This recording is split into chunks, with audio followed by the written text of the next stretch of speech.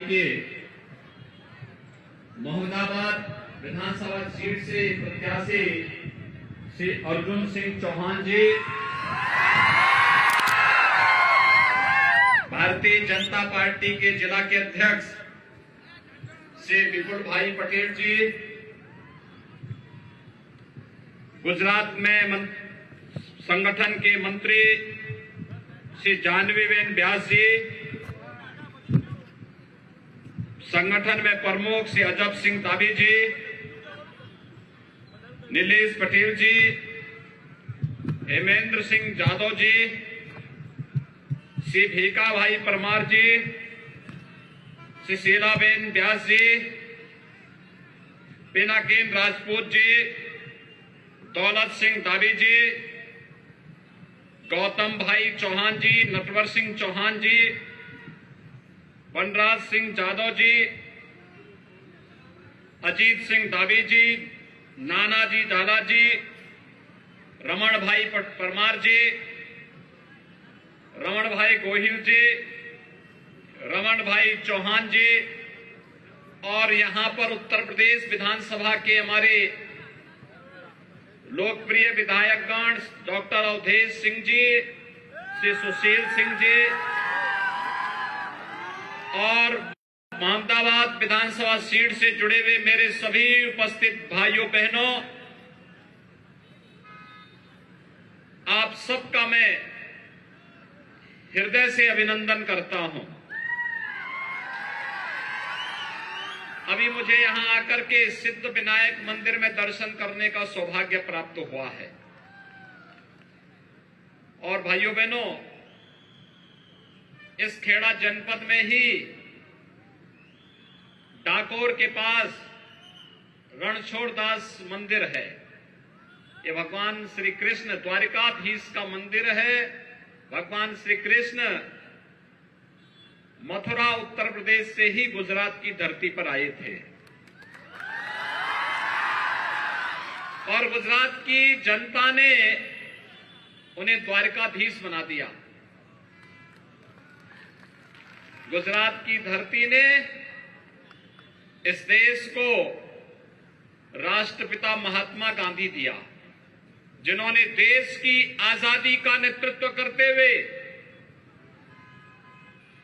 सैकड़ों वर्षों की दास्ता से भारत को मुक्त करने में योगदान दिया।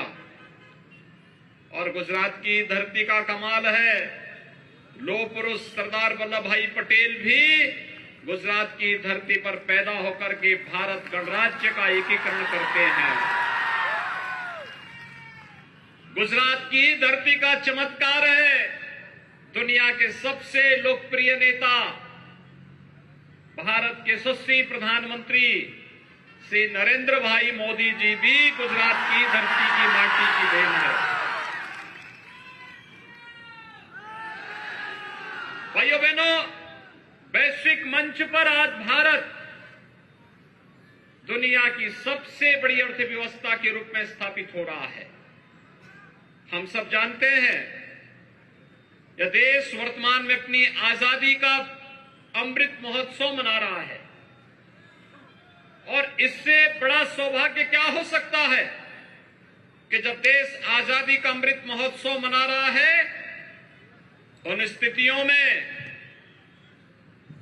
जिस ब्रिटेन ने 200 वर्षों तक भारत पे शासन किया था, आज वही भारत ब्रिटेन की अर्थव्यवस्था को पछाड़ करके भारत की दुनिया की 5वीं बड़ी अर्थव्यवस्था बना है। ये भारत के लिए, हर भारतवासी के लिए गौरव की बात है।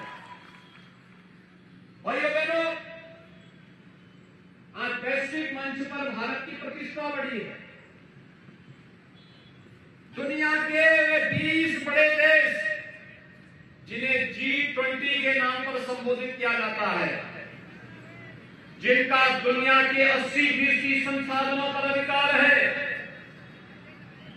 वे 20 बड़े देश आज प्रधानमंत्री मोदी जी के नेतृत्व में भारत अगले 1 वर्ष तक उस G20 के देशों का नेतृत्व करेगा। आजादी के अमृत महोत्सव पर इससे बड़ा सौभाग्य और क्या हो सकता है। भाइयों बहनों, आज भारत की सीमा सुरक्षित हुई है, तो भारत के अंदर आतंकवाद, नक्सलवाद, अलगाववाद समाप्त हुआ है। आज गुजरात में दंगे और कर्फ्यू नहीं लगते। ये दंगा और कर्फ्यू कांग्रेस ने दिया था, लेकिन भारतीय जनता पार्टी ने मोदी जी के नेतृत्व में गुजरात में सरकार गठित होते ही दंगा और कर्फ्यू सदैव के लिए समाप्त कर दिया। कर्फ्यू पे कर्फ्यू लग गया। आज भाइयों बहनों कर्फ्यू नहीं लगता, दंगे नहीं होते।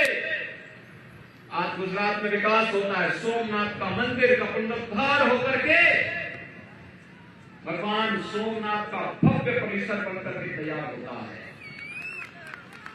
द्वारका धाम, द्वारकाधीश का धाम भव्य स्वरूप लेता है। मां अंबा का धाम भव्य स्वरूप लेता है। और गुजरात एक बार फिर से भारत के गौरव का प्रतीक बन जाता है।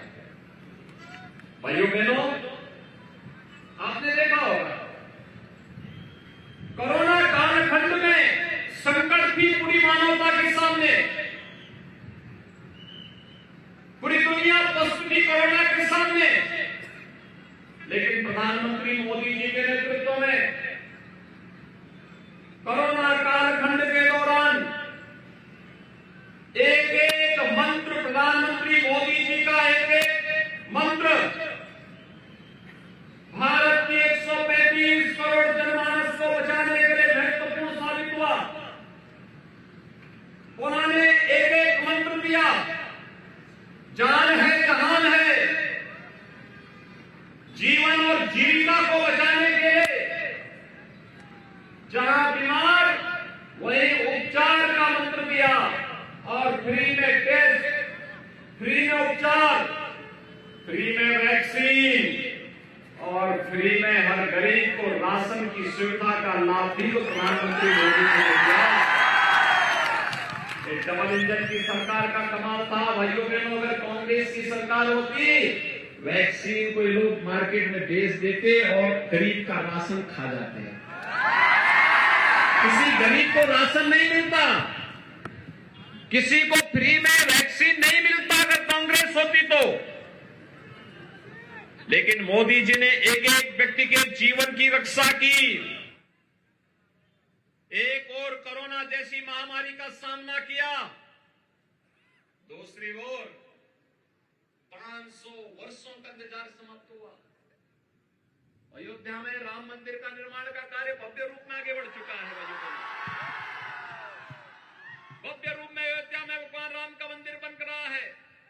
2023 के अंत में जब भगवान राम का भव्य मंदिर बनेगा और रामलला अपने भव्य मंदिर में विराजमान होंगे, तो अयोध्या में भगवान राम का भव्य मंदिर भारत के गौरव का प्रतीक राष्ट्र मंदिर के रूप में प्रतिष्ठित होगा। हर भारतवासी को गौरव की अनुभूति करनी चाहिए। काशी में आप जाएंगे, प्रधानमंत्री मोदी जी के नेतृत्व में काशी विश्वनाथ धाम भव्य रूप ले चुका है। उज्जैन में आप जाएंगे, महाकाल का महालोक भव्य रूप प्राप्त कर रहा है। और उत्तराखंड में आप जाइए, केदारपुरी और बद्रीनाथ धाम एक नए स्वरूप में दुनिया के सामने प्रतिष्ठित हो रहा है। ये प्रधानमंत्री मोदी जी की परिकल्पना को साकार रूप प्रस्तुत करने की उनकी अद्भुत क्षमता का प्रदर्शन करता है। और भाइयों बहनों, यही नहीं,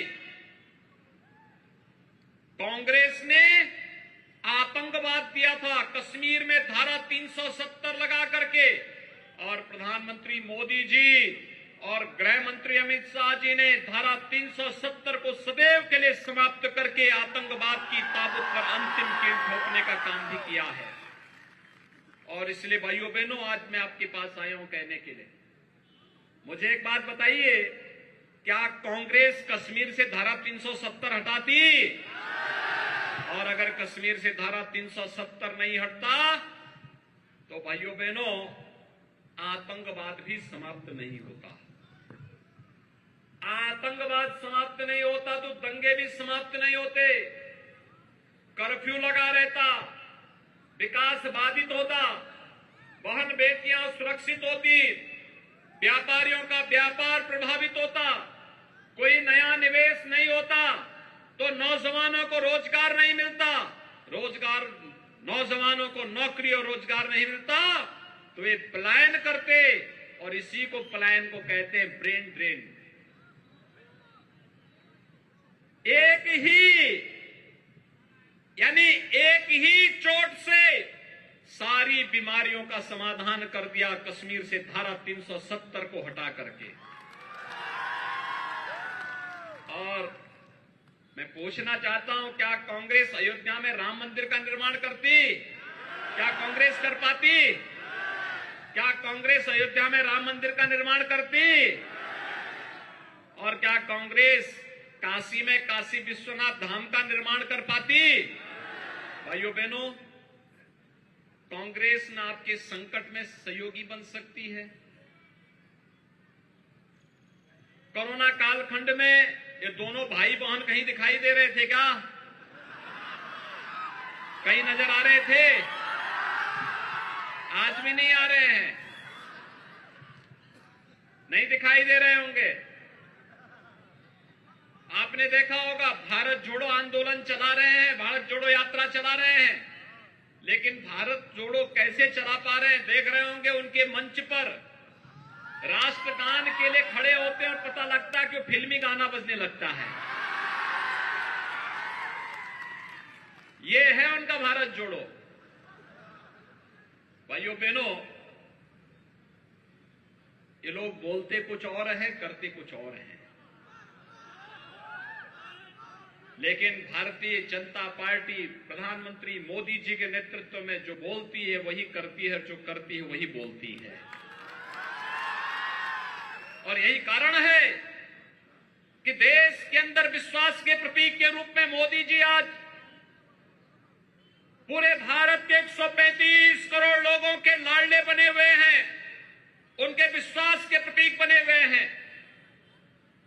देश की जनता जानती है मोदी जी के नेतृत्व में भारत सुरक्षित है, भारत समृद्धि की ओर अग्रसर हो रहा है, और इसीलिए लगातार हर चुनाव भारतीय जनता पार्टी जीत रही है।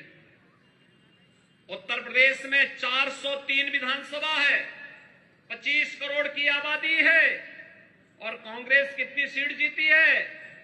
2। राम नाम सत्य है के लिए 4 आदमी चाहिए होते हैं, तो कांग्रेस के पास वहां मात्र 2 सीट है। और इसलिए भाइयों बहनों, जब उत्तर प्रदेश ने कांग्रेस को समाप्त कर दिया, तो क्या गुजरात भी इसके लिए तैयार है? तैयार हैं? आप सभी लोग इस बारे में सहमत हैं? तो मैं आप सबसे इस बारे में अपील करूंगा कि आप सभी लोग अगर प्रधानमंत्री मोदी जी के नेतृत्व में गुजरात के अंदर श्री भूपेंद्र भाई पटेल के नेतृत्व में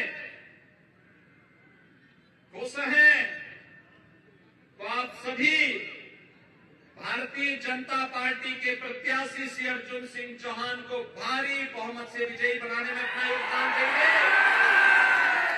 सभी लोग सहमत हैं? तो आप सभी मेरे साथ अपना दोनों हाथ उठा करके उन्हें अपना समर्थन देंगे, मेरे साथ बोलेंगे, भारत माता की, भारत माता की।